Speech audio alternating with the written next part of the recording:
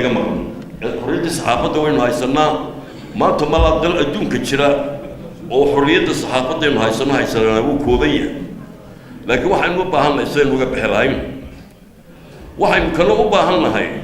inaynu wax ka qabanno urur ahaan iyo saxafi ahaanba saxafigu si u noolaan lahaa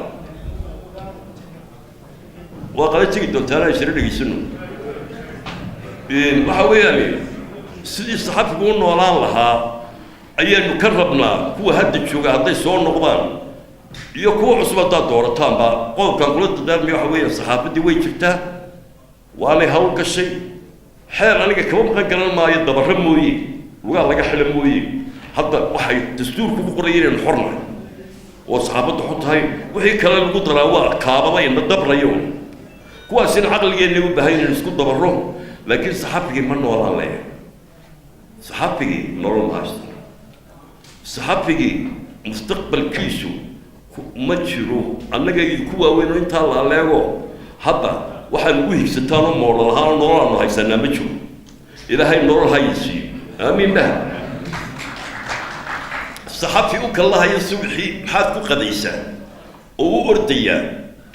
waa halkan laga wada sheegay ilaa madaxweyne ku-xigeenku leeyahay guri ha u soconno haddaa maxaan u socdaa haddaan qadaba haysan marka waxa weeyaan inaad markaa inta halkee ka qaliqaynaysa markaa madaxweynaad tilahaan waanu ordaynaa ilaa aanu qada helayno waa in saxafigu helaa wuxuu ku noolaado qof aan wuxuu ku noolaado haysanina xariir ma noqon karo haddaad nin gidaarkaa jiifa hadda oo TB qaba oo kansar qaba ama liita ama adoo maxaad xarrago wada suuq xidhoobay hadduu suuq xidhoobiyo bogsanaya waxaan leeyahay markaa horta saxafiga noloshiisa ha la baabin doono xuuto waxaan leeyahay ka xidhanuna ha u dagaalamin ka bannaanka joogana wuxuu ku noolaan lahaa u doono